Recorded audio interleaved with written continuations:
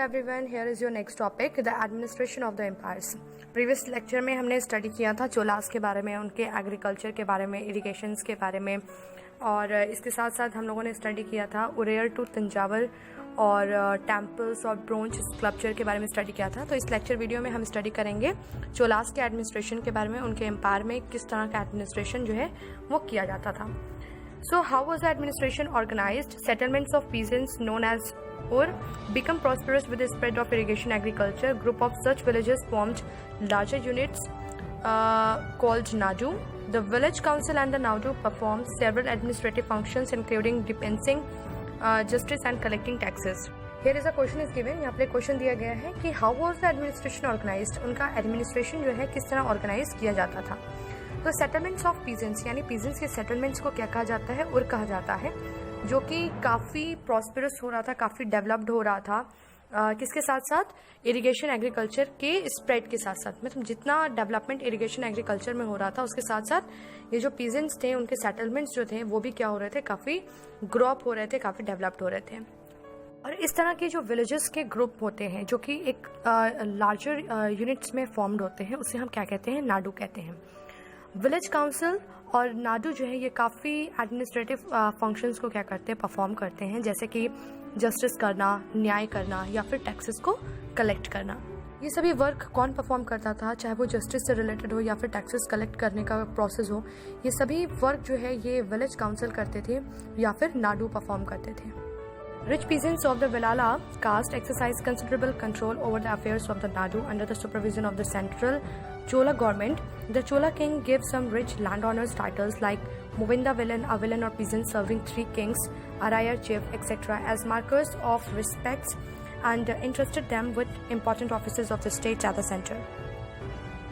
Central चोला government के सुपरविजन्स में जो वेलाला कास्ट के जो रिच पीजेंट्स थे उनका नाडू पर काफ़ी ज़्यादा जो है कंट्रोल माना जाता था, यानी उनके ऊपर, नाडू के ऊपर काफ़ी ज़्यादा कंट्रोल था।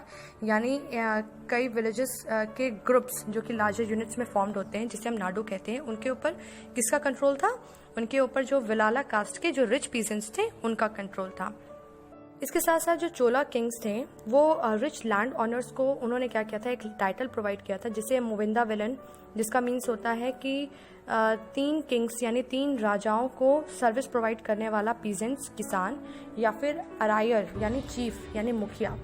तो इन्हें जो है चोला किंग ने क्या किया था? इस तरह की रिस्पेक्ट दी थी उन्हें। स्टेट के सेंटर पे जो है एक इम्पॉर्टेंट ऑफिसेस प्रोवाइड की थी उन्हें, एक हाई पोस्ट जो है वो क्या था? चोलास किंग ने इन्हें प्रोवाइड किया था। किसे दिया था? लैंड ऑनर्स को दिया था।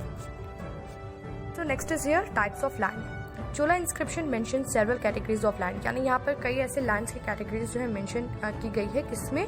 चोलास के इंस्क्रिप्शंस में। जैसे फर्स्ट यहाँ पर दिया गया है विलन वगाई। विलन वगाई जो लैंड है वो किसे दिया जाता था? Lands of non Brahmins, peasants, proprietors, यानी जो नॉन ब्राह्मण्स होते थे, पीजेंट्स प्रॉस्पेरेटर यानी जो पीजेंट्स के ऑनर होते थे, उन्हें क्या किया जाता था? इस लैंड को प्रोवाइड किया जाता था। यानी नॉन ब्राह्मण्स जो पीजेंट्स प्रॉस्पेरेटर्स होते थे, जो किसान के ऑनर होते थे, उनको क्या किया जाता था? विलन वगाई जैसे लैंड्स को क्या किया जाता था? दिया जाता था। सेकंड यहाँ पर क्या है? ब्रह्मदया। ये लैंड्स जो है ब्राह्मण्स को गिफ्ट किया जाता था। एंड सालब होगा, ये लैंड्स जो है स्कूल के मेंटेनेंस के लिए जो है प्रोवाइड किया जाता था। देवदाना और तिरुना मुत्तकनी जो है ये लैंड जो है टेम्पल्स को गिफ्ट किया जाता था, उसके मैन्युफैक्चर्स के लिए, उसके प्रॉस्पेरस के लिए, टेम्पल्स के। And last one is here pallichandam. Pallichandam land जो है ये जैन इंस्टीट्यूशन को क्या किया जाता था? डोनेट किया जाता था। We have seen that Brahmins often received land grants for Brahmadaya. As a result, a large number of Brahman settlement emerged in the Kaveri Valley as in other parts of South India. हमने यहाँ पर क्या किया है? Notice किया, हमने ये देखा है कि जो ब्राह्मण्स हैं उन्हें क्या किया जाता था? वो कई लैंड्स जो हैं, ब्रह्मदया लैंड्स जो है वो कई बार उन्होंने रिसीव्ड किया है, कई बार उन्हें जो है प्रोवाइड किया गया है, जिसका रिजल्ट क्या हुआ कि जो ब्राह्मण्स के जो सेटलमेंट्स था वो कावेरी वैली पे और साउथ इंडियंस के अदर पार्ट्स पे काफ़ी ज़्यादा इमर्ज हो गए थे, यानी काफ़ी ज़्यादा जो है उनका सेटलमेंट जो था वो इंक्रीज हो गया था, बढ़ गया था। लार्ज नंबर में जो है वो वहाँ पर क्या हो रहे थे? सेटल्ड हो रहे थे। कहाँ पर सेटल्ड हो रहे थे? कावेरी वैलीज और साउथ इंडियन के अदर पार्ट्स पे।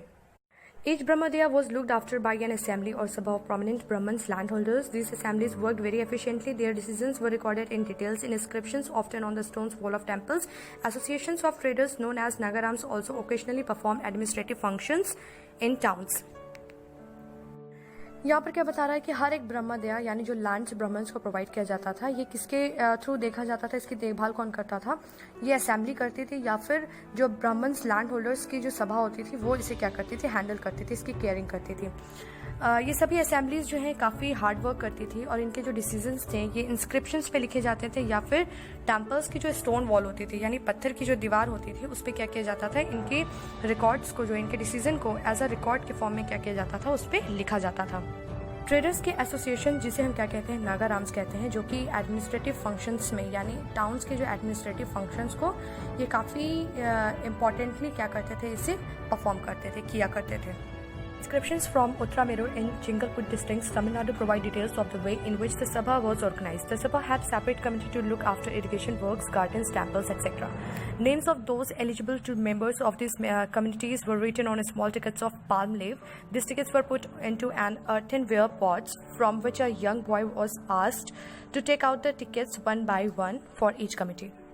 उत्तरामेरूर में जो इंस्क्रिप्शंस मिले थे, जो कि तिंगलपुट डिस्ट्रिक्ट्स में मिला था, जो कि कहाँ पर है, तमिलनाडु में है। जिस इंस्क्रिप्शन से क्या हुआ, काफ़ी इन्फॉर्मेशन जो है, ये काफ़ी डिटेल्स इन्फॉर्मेशन ये प्रोवाइड करता है कि किस तरह से सभा जो थी वो पहले ऑर्गेनाइज की जाती थी। सभा में जो है सेपरेट कमेटी हुआ करती थी जो कि इरिगेशन वर्क और गार्डन्स या टेम्पल्स को क्या करती थी, देखभाल उसकी किया करती थी। और जो भी एलिजिबल मेंबर्स होते थे कम्युनिटी के, जिनका नाम क्या किया जाता था, पाल्म की लीफ पे स्मॉल टिकट के फॉर्म में उनके नाम जो है वो पाल्म लीफ पे लिखे जाते थे। और इस टिकट को एक अर्थनवेयर पॉट्स पे यानी एक मिट्टी के बर्तन में क्या किया जाता था, डाल दिया जाता था। और एक यंग बॉय से यानी एक छोटे लड़के से कहा जाता था कि वो इस टिकट को क्या करे, वन बाय वन हर एक कमेटी के लिए निकाले। Next is here, who could be a member of a सभा। सभा के मेंबर कौन हो सकते हैं? जो कि ये इसका आंसर जो है ये उत्तरामेरू के इंस्क्रिप्शंस में क्या किया गया है, बताया गया है कि all those who wish to become member of the sabha should be owner of land from which land revenue is collected.